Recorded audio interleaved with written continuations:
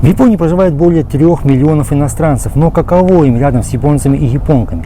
Все традиции и обычаи они понимают и принимают. Что можно, а что нельзя делать в Японии? И что, самое главное, что может разозлить японцев и японок?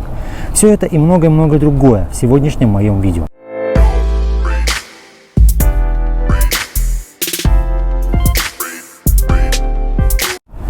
Здорово, хлопцы! Привет, девчата! С вами Пых, белорус, живущий, рабочий в Японии уже больше 10 лет. Добро пожаловать на мой канал о Японии, обо мне и его японской жене, и обо всем том, что так или иначе связано с Японией.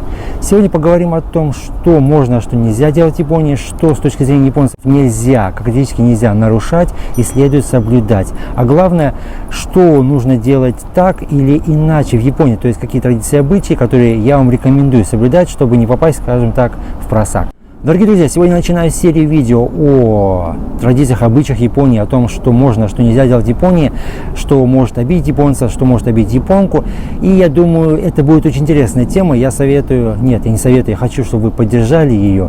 Поэтому давайте, пусть наберет данное видео хотя бы 100 лайков, и я продолжу данную серию. Поэтому поддержим видео, ставьте лайки и оставляйте комментарии по сути дела, чтобы я понимал, нравится вам или нет. Так вот, в Японии проживает более 3 миллионов иностранцев, и не всегда это очень нравится японцам, которые вместе с ними работают и живут. Почему так происходит? Все дело в том, что различия есть большие в традициях, обычаях и в том, что можно делать, а что нельзя делать в Японии. И в частности, сегодня поговорим мы больше о рабочем месте, так как большинство иностранцев, которые приезжают в Японию, это все-таки те, кто работает в Японии, то есть приезжают по рабочей визе, несмотря на то, что хотели они этого или нет. Потому что я знаю несколько случаев, когда иностранцы приезжают в Японию, допустим, перевели их в фирму, филиал фирмы в Японии, но они не хотели, например, поехать в Европу, либо даже в Америку. Поэтому некоторые после этого, например, 3-4 месяца поработав, они не выдерживают и возвращаются домой. Другие же остаются и годами терпят Японию, хотя им не всегда это нравится.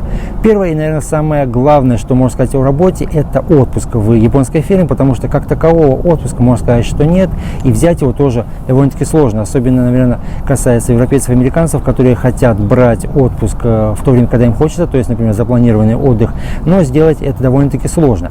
Чтобы взять в Японию отпуск, необходимо в первую очередь посоветоваться, да, поговорить со своим начальником, обсудить планы, которые есть в фирме. Далее нужно посоветоваться опять-таки со своими сотрудниками, с теми, кто с вами работает, чтобы понять и убедиться, да, что ваши планы не будут мешать им, не будут мешать общей работе в команде, поэтому это очень важно, это главное, что необходимо будет уточнить. Однако, опять-таки, есть иностранцы, которые это не учитывают и, скажем так, как говорят японцы, КТ, да, сам уходит в отпуск самовольно, при этом, то есть он имеет право на отпуск, конечно же, но опять-таки не рассчитывая планы в фирме, не рассчитывая о том, что происходит в данной фирме. В частности, можно сказать это и обо мне, пусть у меня сезонная работа, есть сезонная, да, когда очень занят, в частности, это, например, зима, осень, опять-таки, и, например, в летом у нас более-менее свободно, я могу, в принципе, без проблем, да, поговорить с начальством, поговорить с теми, кем я работаю, с теми ребятами, что возьму, например, 2-3 недели отпуск, опять-таки, но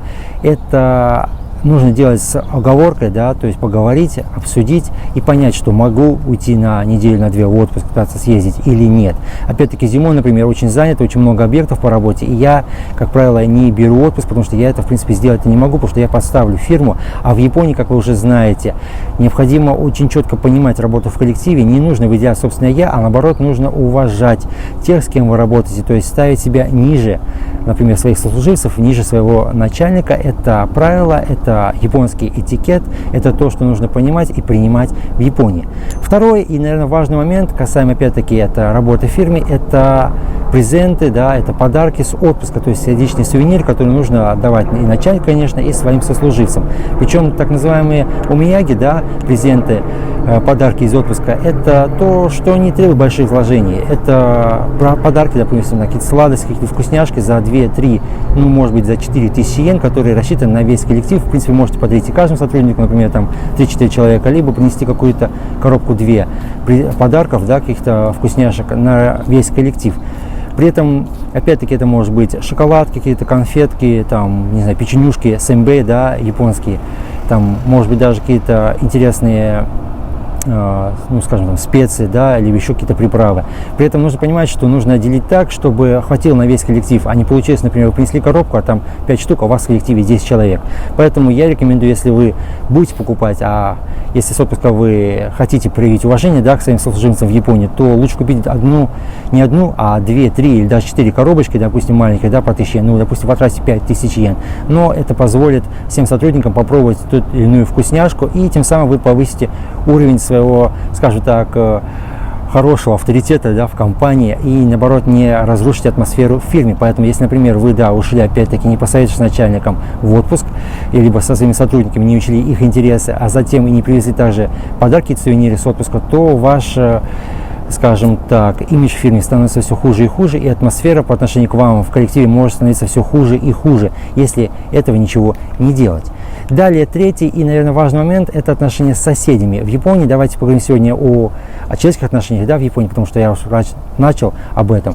Итак, соседи Японии – это тоже важный фактор, и поговорим мы о приветствии после вашего переезда на новое место. В частности, в Японии принято айсацу, то есть, да, приветствие с соседями после того, как вы переехали на новое место. В частности, это те, кто живут с вами, например, на одной лестничной площадке. Например, если брать по японскому, да, маншону, о чем я уже рассказывал вам, то это может быть несколько квартир на лестничной площадке, следовательно, в коридоре. Но вам нужно поприветствовать, как правило, тех, кто живет с вами рядом, слева, справа и, например, сверху, снизу над вами. То есть те, кто непосредственно у вас будет основной контакт. Если, например, вы шумный человек, может быть, да, играет у вас музыка, или вы там занимаетесь еще что-то, то есть говорить о том, что вы поприветствуете своих соседей, и, как правило, здесь, да, опять-таки дается какой-то сувенир, это может быть и мыло, может быть и полотенце, может быть, как правило, да, хикоси соба. Но, скажем так, сейчас многие этого не делают, особенно жители больших городов, в частности в Токио, там большой дом, например, до 10-15 этажей, то в основном никто, когда переезжает, сейчас это не делает. Особенно это касается японской молодежи. Она зачастую данную традицию не соблюдает. При этом важно отметить то, что если, например, вы переезжаете в более маленький городок, более тесный городок, да, где деревня, можно сказать так, то там лучше все это сделать, потому что там все-таки отношения более тесные, более дружелюбные, и если это не сделать, опять-таки вы можете использовать свой изначальный имидж, свой, скажем так, статус, да, в данном городе, и впоследствии все будет еще хуже и хуже. Поэтому лучше, конечно, если вы приезжаете, то поприветствовать своих соседей, опять-таки, например, если есть слева, справа по лестничной площадке, сверху, снизу. То есть те непосредственно, с кем у вас будет основной контакт. Также это касается после того, если вы будете съезжать с данного места, подсказала мне жена, у нас вот недавно съехал от нас сосед, он не поприветствовал. То есть вначале, когда он только приезжал с женой, они, да, пришли, поприветствовали, дали нам несколько различных сладостей. И после переезда данного места, наоборот, не было. Я так думаю, что, скорее всего, это из-за отсутствия его жены. Его жена заболела, она в больнице, и поэтому он сейчас один. Переехал, я так понимаю, в место поближе, да, к больнице, чтобы ходить к жене. То есть, невозможно, не было времени у человека, но это его дело, я не в обиде, но жена, если честно, удивилась очень сильно, потому что, как правило, японцы такое не забывают, и если поприветствовал во время переезда, то и после того, как съезжает, скорее всего, он должен был поприветствовать. Но что есть, то есть. Продолжаем говорить о человеческих отношениях в Японии, и сейчас мы затронем также еще такую тему, как свадьба в Японии и подарки на свадьбу в Японии. В Японии принято давать не подарки, а деньги. Передаются деньги в конверте, причем сумма должна быть красивая, так называемая. Это не четные числа, то есть никаких 20, 40, 60 тысяч, а начиная с 30 тысяч йен, то есть 30, 50, 70, 90 и так далее. При этом сумма, которая передается в конверте, опять-таки конверт тоже специальный, есть специальный конверт, он продается в комбине даже, это для свадебных, да, поздравлений, для свадебных церемоний, скажем так. Эта сумма, опять-таки, 30, 50, 70, 90, может быть больше, и если родственник, то, как правило, да, от 30 и выше. То же самое касается и друзей. Меньше не дается, то есть никаких там 10 тысяч говорить не стоит. При этом важное значение является то, что деньги, да, которые передаются, они должны быть чистыми, должны быть не рваными, не грязными, не помятыми. То есть, как правило, многие японцы для того, чтобы передать деньги в конверте, например, на свадьбу, либо даже на похороны, они специально идут в банк и берут красивые новенькие купюры. Это важно, это уважение, опять-таки, это традиции Японии, и их тоже я вам следую соблюдать. И последний на сегодня момент, который хочу вам сказать, пятый пункт, это каэши. Каэши – ответная благодарность, ответный подарок, в частности, например, за свадьбу, на похороны или какое-то торжественное мероприятие. Но, как правило, на день рождения, например, это не произносится, но может быть, например, на юбилей, либо, например, на выход в отставку какого-либо человека. Каэши, чтобы вы понимали, это размер подарка в сумме от 50-70% от того, что вы дали. Ну, есть, например, если вы на свадьбу передали в конверт 30 тысяч йен, то вам должны быть вернуть подарок в размере 15-20 тысяч йен, где-то в этой сумме. При этом это обязательно, это то, что иностранцы многие забывают. В частности, был у меня такой случай. Мои друзья, украинец и русский, они поженились в Японии, они сыграли свадьбу, причем у них на свадьбе было большое количество японцев из той фирмы, в которой они работают в разных фирмах. Так вот, они получили довольно-таки не слабую сумму денег, как сами они хвастались, но КС они не стали делать, потому что, скорее всего, я просто думаю, что они об этом не знали. И постепенно у них в фирме начали на них смотреть, да, косо, пока один из начальников не намекнул, скажем так, не намекнул, а прямым словом так и сказал, что нужно делать возврат в размере 50-70% от того, что вы получили. Они были очень сильно удивлены, даже шокированы, потому что я знаю, многие, например, даже в России, да, стараются со свадьбы наоборот, то есть приподняться, заработать большое количество денег, и есть, да, такая шутка, что в брачную ночь вы что делали? Да мы ничего не делали, мы деньги считали до утра, то есть, да, считали, сколько могли получить, сколько потратили и сколько они подняли на свадьбе. В Японии ничего такого нет, свадьба играется не для того, чтобы поднять как-то деньги, да, это торжественное мероприятие, которое хочется отметить своими родственниками, друзьями, и в нее вкладывается большое количество денег, и никто не думает о том, что впоследствии он получит большое количество денег от друзей и знакомых и тем самым окупит свою свадьбу.